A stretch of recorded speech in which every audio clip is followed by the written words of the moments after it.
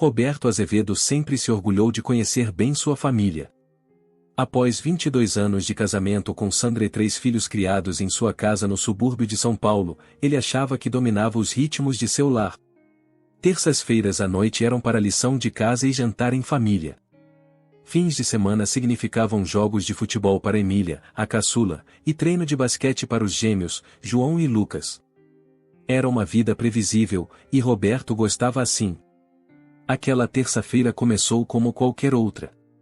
Sandra estava na cozinha preparando seu famoso bolo de carne enquanto Roberto ajudava Emília com a lição de matemática na mesa da sala de jantar. Os gêmeos, ambos de 17 anos, supostamente estavam no andar de cima fazendo suas tarefas do último ano do ensino médio. Lucas havia sido aceito na USP para engenharia, enquanto João ainda esperava respostas de várias universidades. Eram bons garotos, Roberto sempre dizia aos colegas. Nunca lhe deram problemas de verdade. O primeiro sinal de que algo estava errado veio quando o delegado Mendes ligou por volta das 8 daquela noite.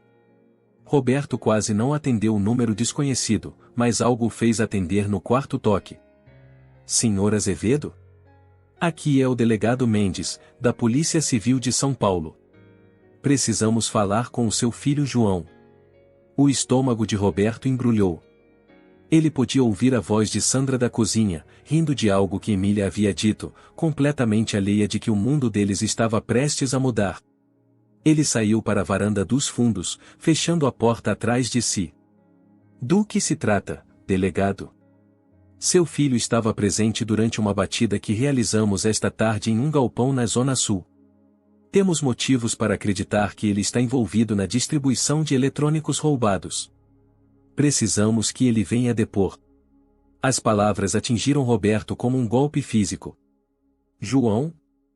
Seu João, que ajudava a Dona Lúcia, a vizinha idosa, com as compras todo domingo? Que era voluntário no abrigo de animais e tirava notas excelentes todo semestre. Deve haver algum engano, Roberto disse, sua voz mal firme. João não se envolveria em algo assim. Eu entendo que é difícil, Sr. Azevedo, mas temos imagens de vigilância e depoimentos de testemunhas. Gostaríamos de tratar isso discretamente, dada a idade e o histórico limpo dele.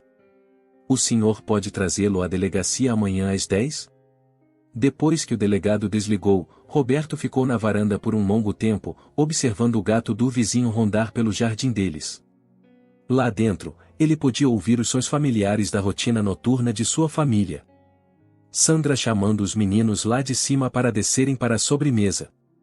Emília praticando piano na sala de estar. Lucas rindo de algo em seu celular.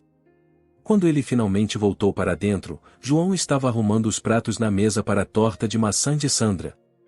Seu filho parecia tão normal, tão inocente, vestindo sua camiseta do Corinthians e bermuda de basquete. O cabelo dele ainda estava úmido do banho, e ele estava brincando com Lucas sobre algo que havia acontecido na escola. Pai. Tudo bem? João perguntou, notando a expressão de Roberto. O senhor parece ter visto um fantasma. Roberto conseguiu um sorriso fraco. Só cansado, filho. Dia longo no trabalho. Mas quando João se virou para ajudar a mãe a servir a sobremesa, Roberto estudou o rosto dele com mais cuidado. Aqueles tênis novos e caros?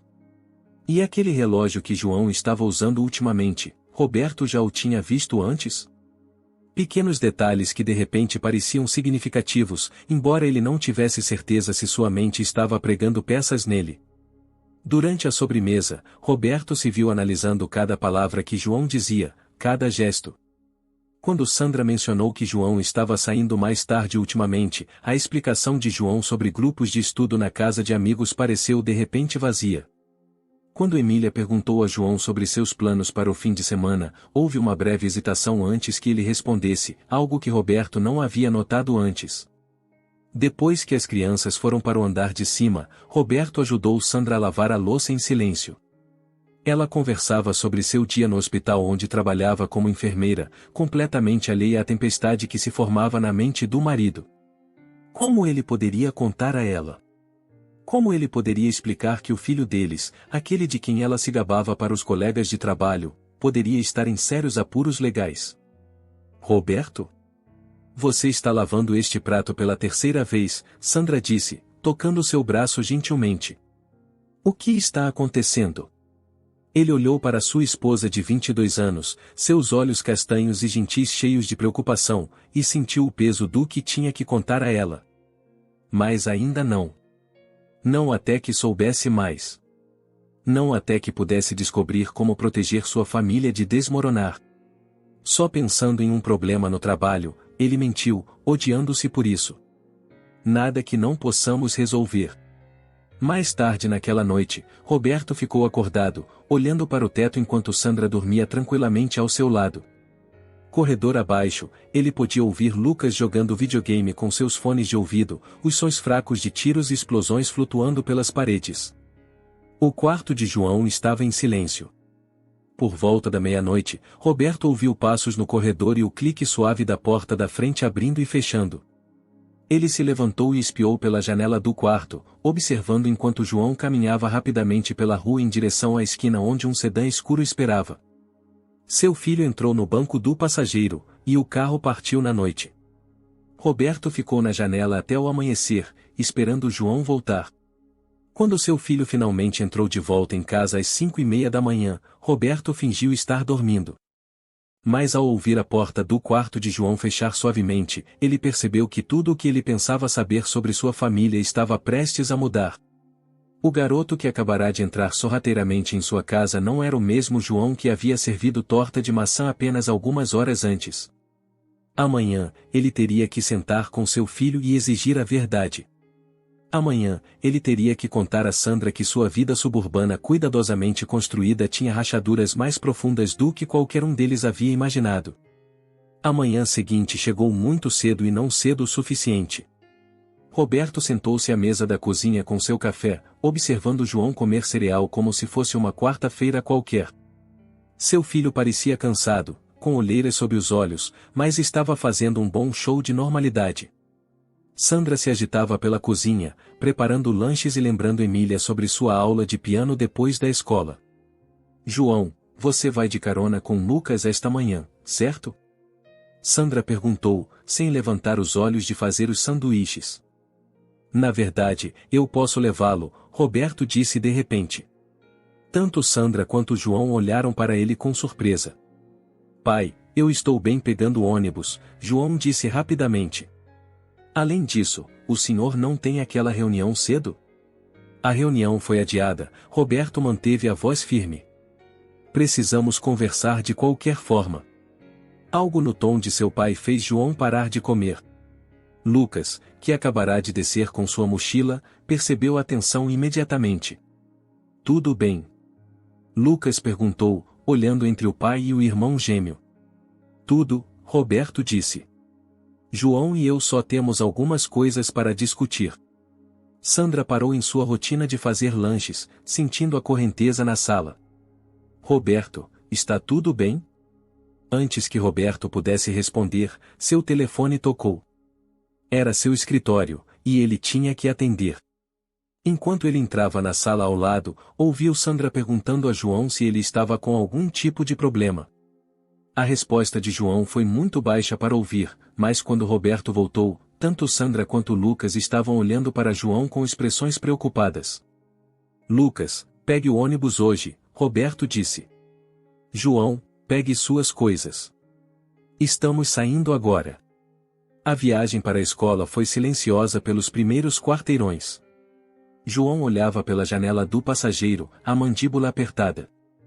Roberto podia ver o reflexo de seu filho no vidro, e por um momento, João parecia muito mais velho que 17. O delegado Mendes ligou ontem à noite, Roberto disse finalmente. O corpo inteiro de João ficou rígido. Ele se virou lentamente para olhar para o pai, e Roberto viu algo que nunca tinha visto nos olhos de seu filho antes, e medo genuíno. Pai, eu posso explicar. Pode. Roberto entrou no estacionamento do Parque do Ibirapuera, a meio caminho da escola de João.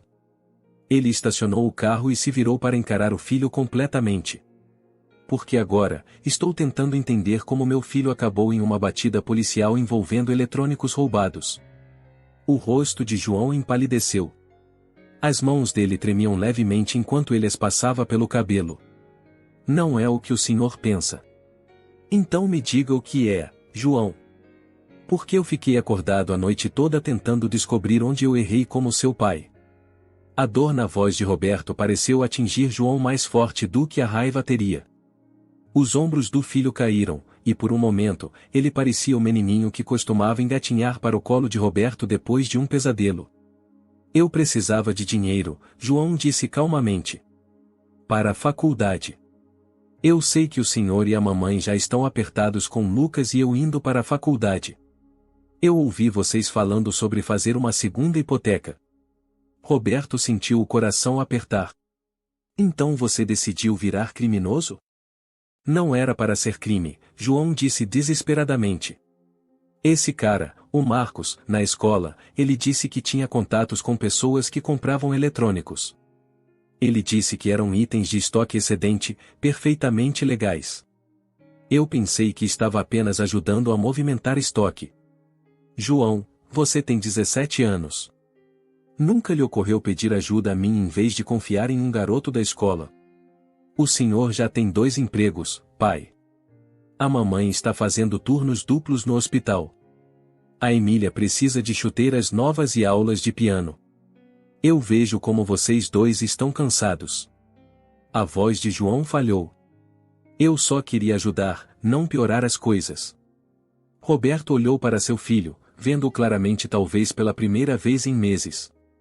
João sempre foi o mais sensível dos gêmeos, aquele que se preocupava com os problemas de todos os outros. Mas em algum momento, essa sensibilidade havia se transformado em um fardo que João sentiu que tinha que carregar sozinho. Há quanto tempo isso está acontecendo? 3 meses, João admitiu. Talvez 4. No começo, eram apenas coisas pequenas. Capas de celular, carregadores, coisas assim. Marcos disse que seu contato precisava de mais ajuda, e o dinheiro era muito bom. Eu estava guardando tudo para a faculdade. Onde está o dinheiro agora? João pegou uma pasta grossa em sua mochila. A maior parte está aqui. Eu ia dar para o senhor e a mamãe no Natal, dizer que consegui um emprego ou algo assim. Roberto pegou a pasta, as mãos tremendo levemente. Devia haver pelo menos 3.000 reais lá dentro. João, isso é evidência. Você pode ir para a prisão. Eu sei, a voz de João era quase um sussurro. Pai, estou com medo. Eles ficaram em silêncio por alguns minutos, observando as pessoas passarem correndo pelas trilhas do parque. Roberto pensou em todas as conversas que tivera com seu filho ao longo dos anos sobre certo e errado, sobre fazer boas escolhas, sobre procurá-lo com problemas. De alguma forma, apesar de tudo isso, João ainda se sentirá tão sozinho que havia recorrido ao crime. Temos que contar para sua mãe, Roberto disse finalmente. João assentiu miseravelmente. Ela vai me odiar. Não, filho. Ela vai ficar desapontada e assustada, assim como eu. Mas ela não vai te odiar. Nós não te odiamos. Roberto colocou a mão no ombro de João. Vamos resolver isso juntos. E a polícia? Vamos para a delegacia esta manhã. Você vai contar ao delegado Mendes tudo o que me contou, e vai cooperar completamente. Você vai enfrentar as consequências de suas escolhas, mas não vai enfrentá-las sozinho. João assentiu novamente, enxugando os olhos com as costas da mão. Pai. Me desculpe. Eu sinto muito mesmo. Eu sei que sim. E eu também sinto muito, João. Sinto muito que você tenha sentido que não podia vir até mim. Sinto muito que você tenha sentido que nossos problemas financeiros eram sua responsabilidade resolver. Roberto ligou para a escola de João para justificar sua ausência, então ligou para seu próprio escritório para cancelar suas reuniões. Quando eles estacionaram na garagem de casa, o carro de Sandra já havia sumido e ela havia saído para seu turno no hospital. Emília estava na escola. Eram apenas os dois e Lucas, que deveria estar na escola, mas cujo carro ainda estava na garagem. Eles encontraram Lucas sentado à mesa da cozinha, claramente esperando por eles. Eu pulei o primeiro período, Lucas disse antes que qualquer um deles pudesse falar. Eu sabia que algo estava muito errado, e eu não podia simplesmente ir para a aula de química e fingir que estava tudo normal. João olhou para seu irmão gêmeo, e Roberto viu a comunicação que passava entre eles e o entendimento sem palavras que gêmeos pareciam compartilhar. Em que encrenca você se meteu? Lucas perguntou calmamente. Em muita, João disse. Talvez encrenca de prisão. Lucas absorveu essa informação com uma maturidade que lembrou Roberto que seus filhos não eram mais crianças. Eram jovens enfrentando consequências adultas por decisões adultas. O que fazemos agora? Lucas perguntou, olhando para o pai. Roberto olhou para seus dois filhos, um que havia cometido um erro terrível, e um que estava pronto para apoiar seu irmão, não importa o que, e sentiu-se orgulhoso e de coração partido ao mesmo tempo. Agora ligamos para sua mãe, Roberto disse. E então vamos enfrentar isso juntos, como uma família. Ligar para Sandra no hospital foi uma das coisas mais difíceis que Roberto já teve que fazer. Ela atendeu no segundo toque, a voz dela brilhante e profissional. Sandra. Sandra, sou eu. Preciso que você venha para casa. A mudança no tom dela foi imediata. O que há de errado? Alguém se machucou? Ninguém se machucou, mas temos uma emergência familiar. João está com problemas legais, e precisamos lidar com isso hoje. Houve silêncio do outro lado por tanto tempo que Roberto pensou que a ligação poderia ter caído. Finalmente, a voz de Sandra voltou, menor e tensa. Quão sério? Sério o suficiente para termos que ir à delegacia esta manhã. Estarei em casa em 20 minutos. Quando Sandra entrou pela porta da frente, ainda usando seu uniforme de hospital, a expressão em seu rosto quase partiu o coração de Roberto. Ela havia chorado durante a viagem para casa e seus olhos estavam vermelhos e seu cabelo, normalmente impecável, estava bagunçado. Ela olhou para João sentado à mesa da cozinha e pareceu ver tudo de uma vez, o medo, a culpa, a vergonha. Em vez da raiva que Roberto esperava, Sandra foi direto para João e o abraçou. O que quer que você tenha feito, vamos resolver, ela sussurrou em seu cabelo.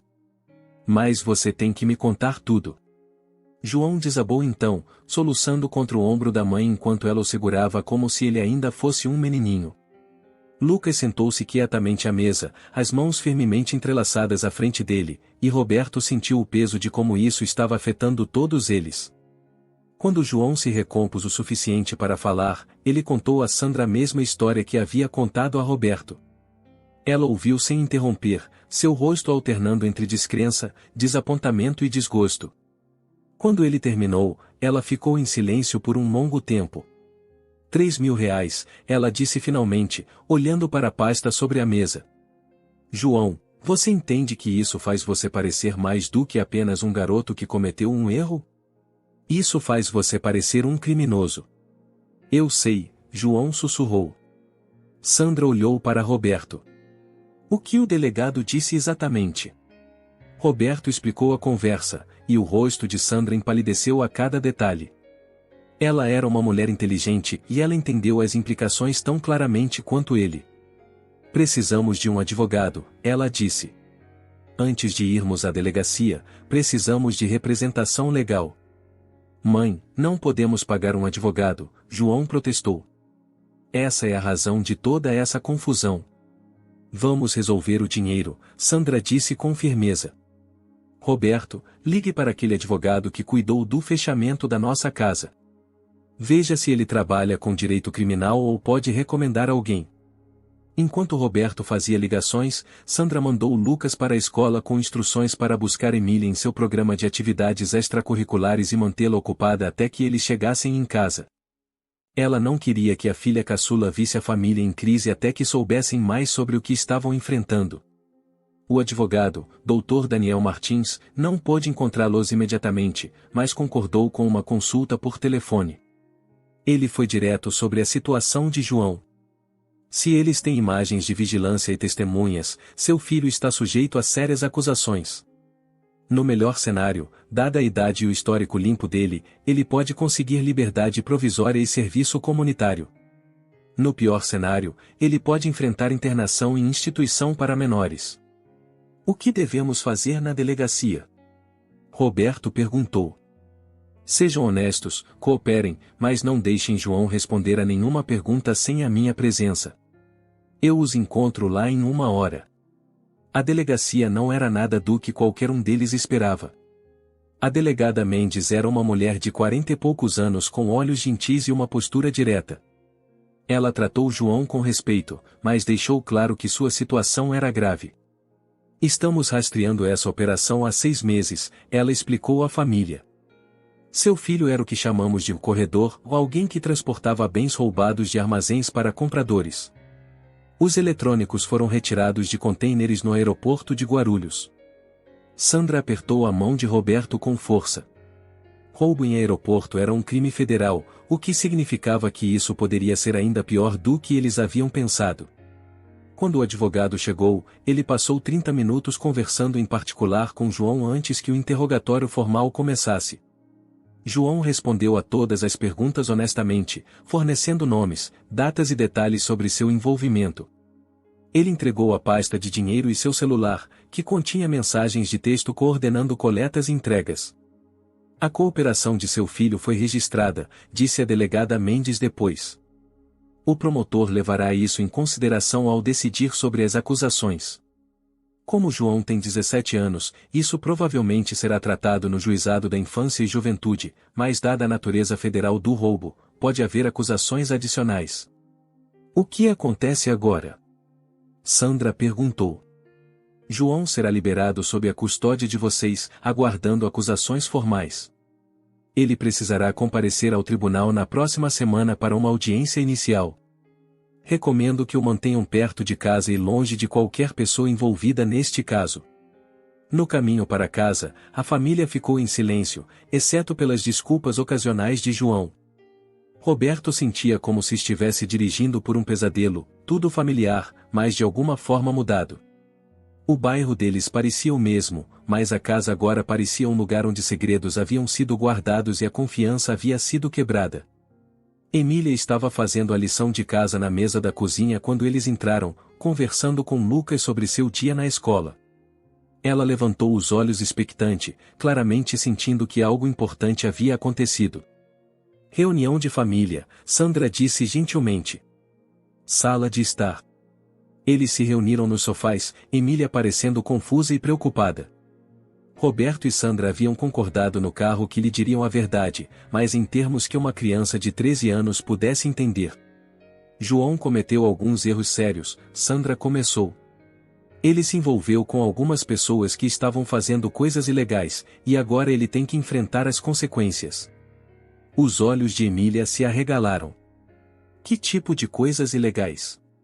Venda de propriedade roubada, João disse calmamente. Eu pensei que estava ajudando com um negócio legítimo, mas estava errado. Muito, muito errado. Você vai para a cadeia? Emília perguntou, a voz pequena. Eu ainda não sei, João admitiu. Talvez. Emília começou a chorar então, e Lucas se moveu para sentar ao lado dela no sofá, colocando o braço em seus ombros. Roberto observou sua família e realmente olhou para eles e viu como as escolhas de João haviam afetado a todos. Emília estava assustada e confusa. Lucas estava tentando ser forte para todos os outros enquanto lidava com seu próprio medo em relação ao irmão gêmeo. Sandra estava exausta e de coração partido. E João estava carregando o peso de saber que havia trazido toda essa dor para as pessoas que mais amava. O que fazemos agora? Emília perguntou em meio às lágrimas. Nós ficamos juntos, Roberto disse. Nós enfrentamos o que vier a seguir como uma família. João cometeu um erro, mas ele ainda é nosso filho e seu irmão. Vamos ajudá-lo a superar isso, e vamos aprender com isso. Eu vou conseguir um emprego, João disse de repente. Um emprego de verdade. Quero pagar esse dinheiro e quero ajudar com as taxas do advogado. Primeiro, você vai se concentrar na escola e ficar longe de problemas, Sandra disse. Depois conversaremos sobre empregos. Naquela noite, depois que Emília foi para a cama e Lucas estava fazendo a lição de casa, Roberto encontrou João sentado nos degraus da varanda dos fundos, olhando para as estrelas. Não consegue dormir? Roberto perguntou, sentando-se ao lado do filho. Toda vez que fecho os olhos, vejo aquele galpão e todos aqueles policiais, João disse. Eu continuo pensando em como fui estúpido. Você fez uma má escolha, mas não é estúpido, Roberto disse. Você estava tentando resolver um problema, mas agiu da maneira errada. Você acha que vou para a cadeia? Roberto ficou em silêncio por um momento. Eu não sei. Mas aconteça o que acontecer, sua mãe e eu estaremos lá para você. Esta família não desiste uns dos outros. João assentiu, enxugando os olhos. Pai. Eu vou consertar isso de alguma forma. Eu não sei como ainda, mas vou. Eu acredito em você, Roberto disse. E apesar de tudo o que havia acontecido, apesar da incerteza à frente, ele falava a sério. Seu filho havia cometido um erro terrível, mas João ainda era o menino que ajudava vizinhos idosos e era voluntário no abrigo de animais. Essa crise não o definia, e como ele a lidaria, sim. O juizado da infância e juventude no centro de São Paulo não era nada parecido com os tribunais que Roberto tinha visto na televisão. Os corredores estavam lotados de famílias que se pareciam exatamente com a dele, e pais tentando se manter firmes enquanto seus adolescentes enfrentavam consequências adultas por mais decisões. Sandra sentou-se entre Roberto e João em um banco de madeira do lado de fora da sala B, as mãos firmemente entrelaçadas no colo. João usava o terno azul marinho que haviam comprado para a formatura de Lucas no ensino médio na primavera passada. Estava um pouco grande demais, fazendo-o parecer mais jovem do que seus 17 anos. O cabelo estava bem penteado, e ele havia raspado a barba rala que estava deixando crescer.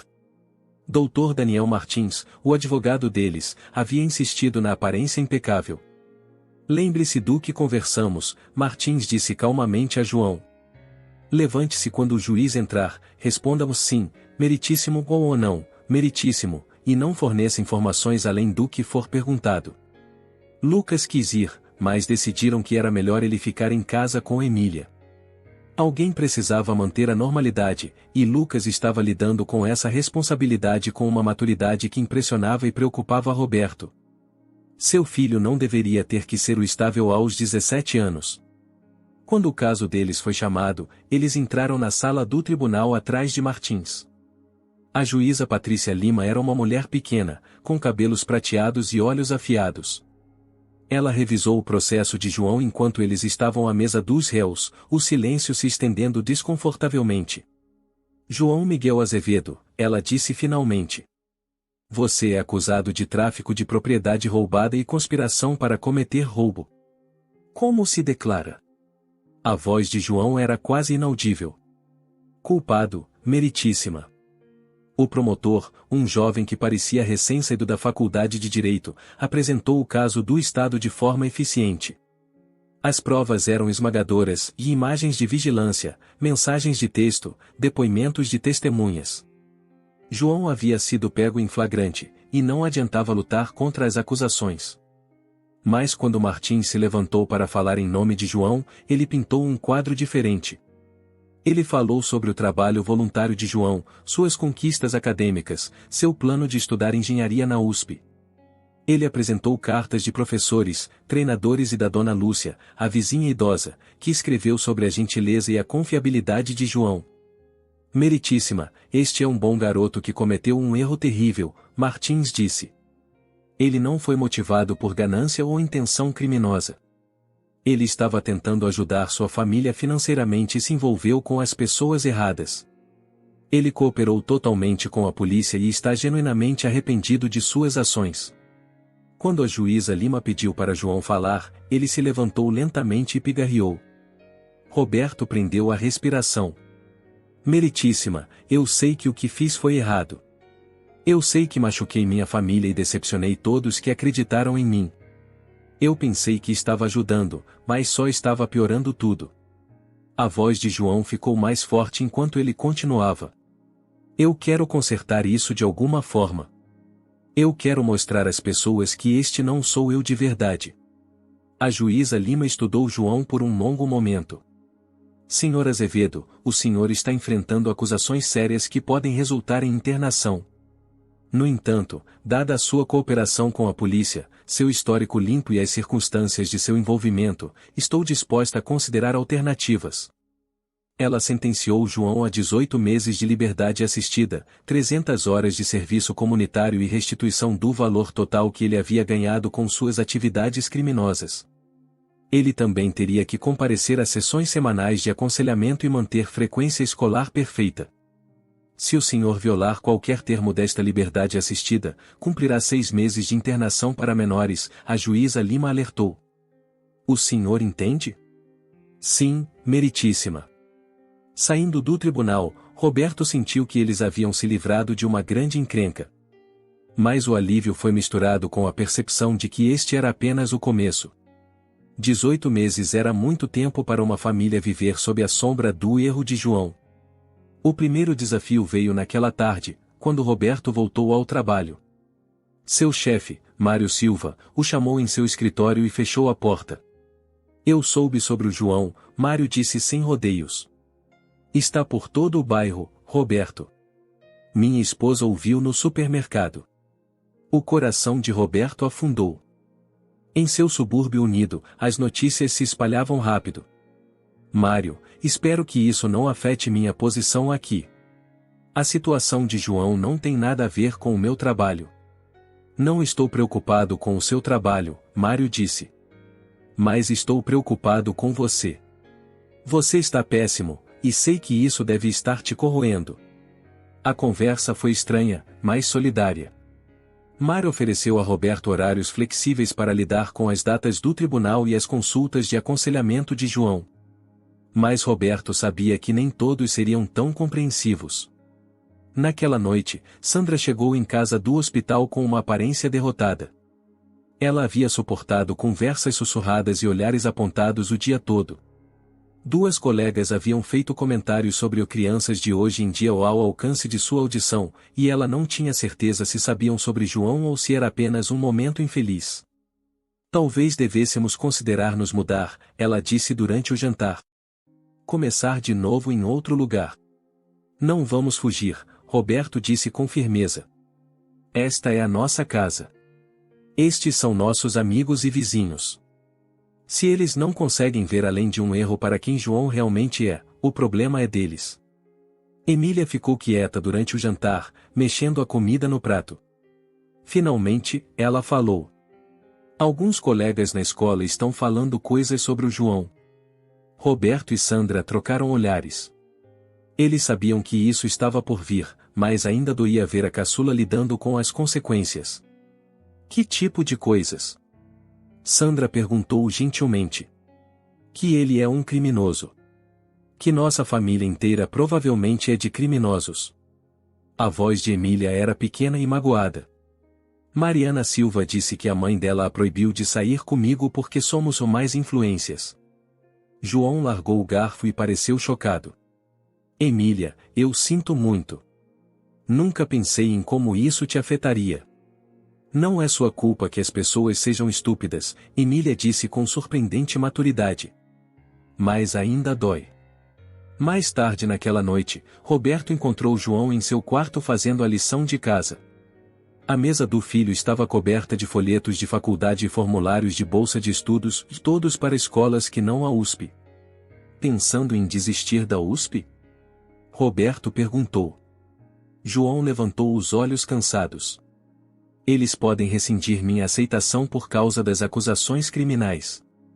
O Dr. Martins disse que a maioria das faculdades tem cláusulas de moralidade. Estou pesquisando opções de faculdades comunitárias agora. Roberto sentou-se na cama de João, sentindo o peso de como a vida de seu filho havia mudado completamente. João, vamos descobrir algo. Talvez a USP entenda as circunstâncias. Pai, eu agradeço o otimismo, mas preciso ser realista. Eu estraguei meu futuro quando decidi confiar no Marcos em vez de confiar no senhor e na mamãe. A manhã seguinte trouxe outro desafio. Lucas desceu para o café da manhã com uma aparência chateada. O professor Dias quer me ver depois do treino hoje, ele disse. Alguns pais estão dizendo que posso estar envolvido nas coisas do João, e eles não querem seus filhos no time comigo. Sandra bateu a caneca de café na bancada. Isso é ridículo. Você não teve nada a ver com isso. Mas eu sou o irmão gêmeo do João, Lucas disse. As pessoas acham que se um de nós é desonesto, talvez ambos sejam. Roberto sentiu a raiva subindo em seu peito. Uma coisa era as pessoas julgarem João e ele havia feito suas escolhas e tinha que enfrentar as consequências. Mas arrastar Lucas e Emília para isso era injusto e cruel. Vou ligar para o professor Dias pessoalmente, Roberto disse. Isso para agora. Pai, não, Lucas disse rapidamente. Isso só vai piorar. Deixe-me resolver. Eu posso provar a eles que não sou o João. A dor na voz de Lucas e a maneira como ele se distanciava do irmão gêmeo já era de partir o coração. Roberto podia ver a família se fragmentando sob a pressão, cada membro tentando lidar com a vergonha e o julgamento à sua maneira. Naquela noite, João anunciou que havia conseguido um emprego no supermercado local, repondo prateleiras nos fins de semana e depois da escola. Não é muito, mas é trabalho honesto, ele disse. Quero começar a pagar o senhor pelas taxas do advogado. Enquanto Roberto observava seu filho tentando reconstruir sua vida, R$ 1 honesto de cada vez, ele sentiu orgulho e tristeza ao mesmo tempo. O garoto estava mostrando um caráter real em como lidava com as consequências, mas o custo para toda a família estava ficando mais claro a cada dia. 3 meses após o início da liberdade assistida de João, a família Azevedo havia se estabelecido em uma nova rotina que girava em torno de datas de audiência, serviço comunitário e uma cuidadosa navegação em seus círculos sociais. A agenda de João era rígida, e escola, trabalho no supermercado do seu Carlos, serviço comunitário no banco de alimentos e sessões de aconselhamento com a doutora Renata Medeiros todas as quintas-feiras à noite. As sessões de aconselhamento foram determinadas pela justiça, mas João havia surpreendido a todos ao realmente se envolver com o processo. Doutora Renata era uma mulher de 50 e poucos anos que se especializava em questões comportamentais de adolescentes, e ela tinha um jeito de fazer perguntas que faziam João pensar sobre suas escolhas sem fazê-lo se sentir julgado. Ela diz que tenho algo chamado hiperresponsabilidade, João disse à sua família uma noite depois de uma sessão. Tipo, eu me sinto responsável por consertar os problemas de todo mundo, mesmo quando não são realmente meus problemas para consertar. Sandra levantou os olhos das contas que estava organizando na mesa da cozinha. Isso soa familiar. A doutora Renata acha que foi por isso que me envolvi com o Marcos. Ela diz que eu vi a mamãe e o papai trabalhando tão duro e estressados com dinheiro, e decidi que era meu trabalho resolver isso em vez de apenas ser um garoto e focar na escola. Roberto, que estava ajudando Emília com seu projeto de ciências, pausou sua explicação sobre a fotossíntese. João, você sabe que nunca pedimos para você se preocupar com nossas finanças, certo? Eu sei. Mas eu ouvia vocês conversando tarde da noite às vezes. Sobre a hipoteca, sobre os custos da faculdade, sobre os empréstimos estudantis da mamãe. Eu pensei que se eu pudesse ganhar algum dinheiro rápido, eu poderia ajudar. Lucas, que estava quietamente fazendo a lição de casa no balcão, finalmente falou. Eu ouvi essas conversas também, mas nunca pensei em me envolver em algo ilegal. Foi a primeira crítica direta que Lucas fez às escolhas de João, e a sala ficou em silêncio. Os gêmeos estavam pisando em ovos um com o outro desde a prisão, seu relacionamento usualmente fácil tenso pelas circunstâncias. Você está certo, João disse depois de um momento. Você fez escolhas melhores do que eu. Você confiou que a mamãe e o papai cuidariam dos próprios problemas. Não estou tentando fazer você se sentir pior, Lucas disse, a voz mais suave. Só não entendo como podemos ouvir as mesmas coisas e reagir tão diferente. A doutora Renata havia abordado isso em uma sessão familiar que todos haviam participado na semana anterior. Ela explicou que até gêmeos idênticos poderiam ter respostas completamente diferentes ao estresse e à dinâmica familiar. João era aquele que tentava consertar as coisas, enquanto Lucas era mais propenso a confiar que os adultos resolveriam os problemas de adultos. As sessões familiares haviam sido estranhas, mas úteis. Emília finalmente conseguiu expressar o quanto estava assustada que João pudesse ir para a cadeia, e o quanto se sentia envergonhada quando os colegas na escola faziam comentários. Sandra havia falado sobre sentir que havia falhado como mãe, perguntando-se quais sinais ela havia perdido.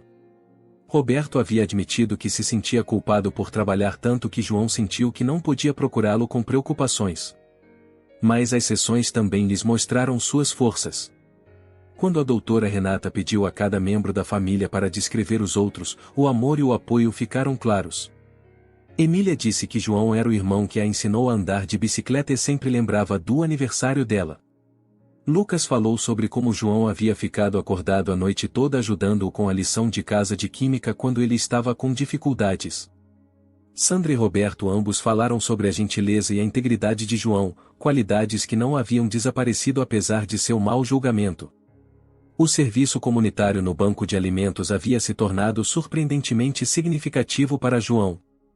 Ele trabalhava ao lado de outras pessoas que estavam tentando reconstruir suas vidas e alguns lidando com vício, outros com antecedentes criminais, outros simplesmente enfrentando tempos difíceis.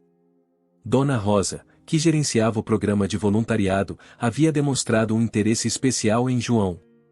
Esse menino tem um bom coração, ela disse a Sandra quando ela passou para verificar o progresso de João.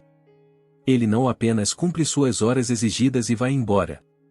Ele fica para ajudar com o trabalho pesado, e é paciente com os clientes idosos que levam mais tempo para escolher seus mantimentos. João também havia começado a dar aulas particulares para crianças mais novas no centro comunitário como parte de suas horas de serviço. Trabalhar com crianças que estavam com dificuldades na escola parecia dar-lhe um senso de propósito que havia faltado antes de sua prisão. No supermercado do seu Carlos, João havia conquistado o respeito de seu gerente, Carlos Alberto, ao chegar cedo, ficar até tarde quando necessário e nunca reclamar do trabalho tedioso de repor prateleiras e limpar pisos. Carlos até havia oferecido a João horas adicionais durante o verão. Seu filho tem caráter, Carlos disse a Roberto uma noite quando se encontraram na loja. Ele trabalha mais duro do que garotos que nunca tiveram problemas. O que quer que você e Sandra estejam fazendo em casa, está funcionando. O comentário significou mais para Roberto do que Carlos provavelmente percebeu. Em meio a todo o julgamento e conversas sussurradas, era bom ouvir alguém reconhecer que João era mais do que seu pior erro. Na escola, as coisas tinham sido mais complicadas. Alguns professores tinham sido solidários, entendendo que João estava trabalhando para se redimir. Outros pareciam observá-lo mais de perto, como se esperassem que ele causasse problemas.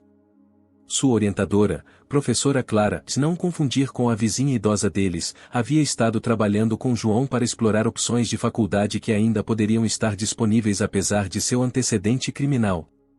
Faculdade comunitária por 2 anos, depois transferência para uma universidade de 4 anos, ela havia sugerido. Suas notas ainda são fortes, e seu trabalho de serviço comunitário mostra que você está sério em mudar as coisas. Alguns oficiais de admissão realmente gostam de ver estudantes que superaram adversidades. A USP realmente havia rescindido a aceitação de João, como esperado. A carta havia sido educada, mas firme, e eles não podiam admitir estudantes com condenações criminais recentes. João havia lidado com isso melhor do que Roberto esperava, embora ele tivesse visto seu filho chorando baixinho em seu quarto naquela noite. Lucas havia recebido sua carta de aceitação para a USP na mesma semana em que a de João foi rescindida. Ele a mostrou aos pais em particular, longe de João, e não havia comemorado da maneira que poderia ter feito em outras circunstâncias. Eu me sinto culpado por estar animado com a faculdade quando o futuro de João é tão incerto, Lucas havia confiado aos pais. João quer que você tenha sucesso, Sandro assegurou. Seu sucesso não diminui o valor ou as possibilidades dele. Mas Roberto podia ver a tensão em Lucas. Seu filho estava lidando com suas próprias pressões sociais na escola, onde alguns alunos e pais ainda o viam com desconfiança por causa de sua associação com João. A dinâmica da equipe de basquete havia sido particularmente desafiadora. O professor Dias havia apoiado Lucas, mas alguns pais haviam manifestado seu descontentamento. Durante um jogo contra seus rivais da cidade, Roberto havia ouvido dois pais discutindo se Lucas podia ser confiável para não o corromper os seus filhos. É genético, um deles havia dito. Mau caráter corre em famílias. Roberto quis confrontá-los, mas Sandra o segurou. Lutar contra eles não vai ajudar Lucas, ela disse. Deixe suas ações falarem por si mesmas. Emília encontrou sua própria maneira de lidar com a crise familiar. Ela se tornou ferozmente protetora de João, rebatendo qualquer comentário negativo sobre ele na escola com uma língua afiada que surpreendeu a todos. Quando sua ex-amiga Mariana Silva fez um comentário sarcástico sobre famílias de criminosos, Emília respondeu perguntando a Mariana se ela já havia cometido um erro do qual se arrependia. João cometeu um erro, mas ele está consertando, Emília disse. Ele está fazendo serviço comunitário e trabalhando e tentando consertar as coisas. O que você está fazendo para melhorar o mundo? O comentário chegou a Sandra através da rede de pais da escola, e ela se sentiu orgulhosa da lealdade de Emília, embora preocupada com a raiva de sua filha caçula. Uma noite, no início da primavera, a família estava sentada na varanda dos fundos, aproveitando o tempo mais quente, quando João trouxe algo que estava em sua mente. Eu quero conversar com outras crianças sobre o que passei, ele disse. A doutora Renata acha que pode ser útil para mim, e talvez eu possa impedir que outras crianças cometam os mesmos erros. Como palestrar em escolas? Roberto perguntou. Talvez. Ou em centros comunitários, grupos de jovens, lugares assim. Continuo pensando em como me senti tão sozinho com os problemas de dinheiro, e como eu não sabia em quem confiar quando Marcos se aproximou de mim. Se eu pudesse ajudar outras crianças a reconhecer os sinais de alerta, ou dar a elas alguém para conversar que passou por isso. Sandra olhou para seu filho com admiração. Essa é uma ideia maravilhosa, João. Mas você está pronto para esse tipo de exposição? As pessoas saberão sua história. As pessoas já sabem minha história, João disse com um leve sorriso. Pelo menos desta forma, talvez algo bom possa vir disso. Roberto percebeu que, em algum momento nos últimos 3 meses, seu filho havia amadurecido de maneiras que iam além de apenas enfrentar consequências legais. João estava pensando em como usar sua experiência para ajudar os outros, o que mostrava uma maturidade e um senso de propósito que não estavam lá antes. Apoiaremos o que quer que você decida fazer, Roberto disse. Você já demonstrou um tremendo caráter em como lidou com esta situação. Enquanto eles se sentavam no crepúsculo que se aproximava, Roberto olhou para sua família e sentiu algo que não esperava, ver esperança. Eles haviam passado pelo pior, e ainda estavam juntos. Ainda se apoiando. Ainda encontrando maneiras de crescer a partir de suas lutas. O erro de João quase os havia destruído, mas também lhes mostrou quão fortes eles poderiam ser quando enfrentassem desafios juntos. O auditório da Escola Estadual Padre Anchieta estava lotado de adolescentes, pais e membros da comunidade em uma noite quente de fim de maio. João estava nos bastidores, ajustando a gravata e tentando acalmar os nervos. Em 6 meses, ele completaria sua liberdade assistida. Naquela noite, ele estava fazendo seu primeiro discurso público sobre sua experiência com o crime e as consequências. A doutora Renata estava ao lado dele, oferecendo um encorajamento silencioso. Lembre-se, você não está aqui para ser perfeito. Você está aqui para ser honesto. É isso que vai conectá-los. Através de uma fresta na cortina, João podia ver sua família na terceira fila. Sandra sentou-se entre Roberto e Emília, enquanto Lucas havia escolhido sentar com alguns amigos do time de basquete. A visão deles ali, apoiando-o apesar de tudo, deu a João a coragem que ele precisava. A diretora Silva o apresentou simplesmente: João Azevedo é um aluno do último ano da Escola Estadual Padre Anchieta. Ele está aqui esta noite para compartilhar sua história com vocês, e espero que ouçam com o coração e a mente abertos. João caminhou até o púlpito, olhou para o mar de rostos e começou. 8 meses atrás, tomei a pior decisão da minha vida. Me envolvi com pessoas que estavam roubando eletrônicos, e eu os ajudei a vender esses produtos roubados. Eu disse a mim mesmo que estava fazendo isso por boas razões, para ajudar minha família com problemas de dinheiro, mas a verdade é que eu estava com medo de pedir ajuda, e eu estava orgulhoso demais para admitir que estávamos passando por dificuldades. O auditório estava completamente silencioso. João podia ver alguns pais se mexendo desconfortavelmente, provavelmente lembrando de suas próprias preocupações financeiras e se perguntando o que seus filhos poderiam fazer em circunstâncias semelhantes. Ele falou sobre a prisão, a vergonha de decepcionar sua família e os efeitos em cascata que suas escolhas tiveram em todos que ele amava. Ele falou sobre seu irmão lidando com a desconfiança dos colegas de equipe, sua irmãzinha enfrentando perguntas na escola e seus pais trabalhando horas extras para pagar as taxas legais. A parte mais difícil não foi o serviço comunitário ou a liberdade assistida ou mesmo perder minha aceitação na faculdade, João continuou. A parte mais difícil foi ver como minhas escolhas machucaram pessoas que não tinham nada a ver com o que eu fiz. Minha família não merecia sofrer por meus erros. Quando ele abriu para perguntas, uma estudante do segundo ano chamada Maria levantou a mão. Como você vive com a culpa? João pensou por um momento. Você não supera. Você aprende a carregá-la e usá-la para tomar decisões melhores. Toda vez que sou tentado a pegar um atalho ou dar uma desculpa, lembro como foi ver meu pai chorar quando ele descobriu o que eu tinha feito. Isso me mantém honesto. Um adulto na parte de trás perguntou sobre as perspectivas de faculdade. João foi honesto sobre os desafios, mas também falou sobre as oportunidades que havia descoberto através do serviço comunitário e de seu emprego. Vou começar na faculdade comunitária no segundo semestre, estudando serviço social, ele disse. Quero trabalhar com crianças que enfrentam os mesmos tipos de pressões que eu enfrentei. Meu caminho para ajudar as pessoas apenas parece diferente do que eu planejei originalmente. Após a apresentação formal, vários adolescentes abordaram João em particular. Um estudante do terceiro ano chamado Marcos, ironicamente compartilhando o nome do ex-cúmplice de João, falou sobre as dificuldades financeiras de sua família e admitiu que estava considerando algumas oportunidades de o dinheiro fácil. Eu continuei pensando no que você disse, Marcos disse a João. Sobre estar com muito medo e orgulho de pedir ajuda. Acho que preciso conversar com meus pais em vez de tentar resolver tudo sozinho. Uma garota chamada Estefânia compartilhou que seu irmão mais velho havia sido preso por tráfico de drogas no ano anterior, e ela estava lidando com o mesmo tipo de estigma social que Emília havia enfrentado. Ajuda a saber que não somos a única família passando por isso, ela disse. Às vezes parece que todo mundo está com a vida organizada. Essas conversas continuaram por mais de uma hora após o término do evento oficial.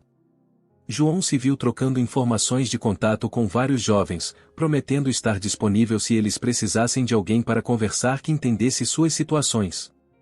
No caminho para casa, a família ficou quieta no início, processando o que haviam testemunhado. Tenho orgulho de você, Emília disse do banco de trás. Você foi corajoso lá em cima. Mais do que corajoso, Lucas acrescentou. Você foi real. Isso é mais difícil do que ser corajoso. Roberto pegou o olhar de João no espelho retrovisor. Como você se sente? Nervoso, mas bem, João respondeu. Como se eu pudesse realmente ajudar as pessoas em vez de apenas causar problemas. Nas semanas seguintes, João recebeu vários convites para palestrar em outras escolas e organizações comunitárias. A notícia de sua apresentação se espalhou, e adultos que trabalhavam com jovens em situação de risco estavam interessados em sua perspectiva.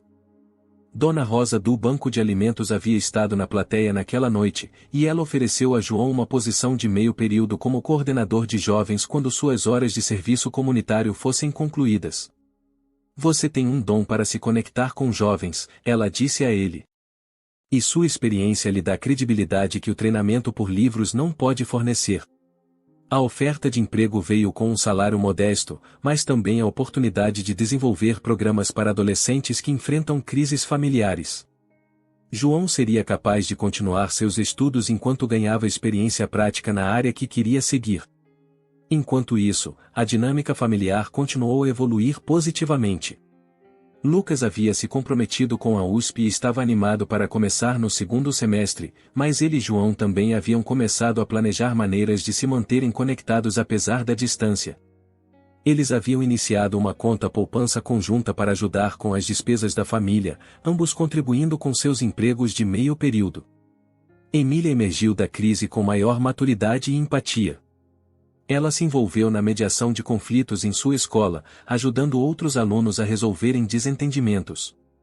Sandra brincava que ter um filho passando por problemas legais havia de alguma forma produzido 3 filhos mais pensativos e responsáveis. As pressões financeiras que originalmente motivaram as más decisões de João também melhoraram, embora não por alguma súbita fortuna. Roberto havia recebido uma promoção no trabalho, em parte porque seus supervisores ficaram impressionados com a forma como ele havia lidado com sua crise familiar sem deixar que isso afetasse seu desempenho profissional. Sandra havia completado um programa de certificação que a qualificou para cargos mais bem remunerados no hospital. Mais importante, eles aprenderam a se comunicar mais abertamente sobre dinheiro e estresse. A família agora tinha reuniões regulares onde discutiam desafios e sucessos, garantindo que ninguém sentisse que tinha que carregar fardos sozinho. Em uma manhã de sábado em junho, João estava trabalhando no supermercado quando Carlos Alberto o chamou em seu escritório. "Tenho pensado em expandir nosso programa de alcance comunitário", Carlos disse. "Queremos patrocinar algumas iniciativas locais para jovens, e gostaria que você ajudasse a identificar programas que valham a pena. Isso significaria horas adicionais e um pequeno aumento, mas, mais importante, permitiria que você usasse sua experiência para beneficiar outras crianças." João aceitou imediatamente. A oportunidade de combinar seu trabalho no varejo com a defesa da juventude parecia mais um passo em direção à construção de uma carreira significativa a partir dos escombros de seus erros. Naquela noite, a família Azevedo se reuniu para o jantar semanal e uma tradição que haviam estabelecido durante a crise e decidiram manter. Enquanto compartilhavam as novidades da semana, Roberto olhou ao redor da mesa e maravilhou-se com o quanto todos haviam crescido. João estava se tornando um jovem com propósito e direção genuínos. Lucas estava se preparando para a faculdade com entusiasmo, mas também com uma apreciação mais profunda pelos laços familiares. Emília havia desenvolvido uma resiliência e compaixão notáveis. Sandra havia encontrado maneiras de equilibrar seus instintos de cuidado natural com o respeito pela independência de seus filhos. "Sabe o que eu percebi?" Sandra disse enquanto eles estavam limpando a louça. "Toda essa experiência nos ensinou que somos mais fortes juntos do que qualquer um de nós sozinho. O erro de João poderia ter nos separado, mas em vez disso, nos mostrou o quanto nos importamos uns com os outros." João pausou ao carregar a máquina de lavar louça. "Eu ainda queria nunca ter feito vocês passarem por isso." "Todos nós desejamos isso", Roberto disse. "Mas não podemos mudar o que aconteceu. Só podemos controlar o que fazemos a seguir. E o que estamos fazendo a seguir é bastante notável." 3 meses depois, João completou sua liberdade assistida com sucesso. A juíza Lima o elogiou por não apenas cumprir todos os requisitos, mas por excedê-los através de seu trabalho voluntário e palestras comunitárias. O antecedente criminal permaneceria, mas João havia provado que isso não definia seu futuro.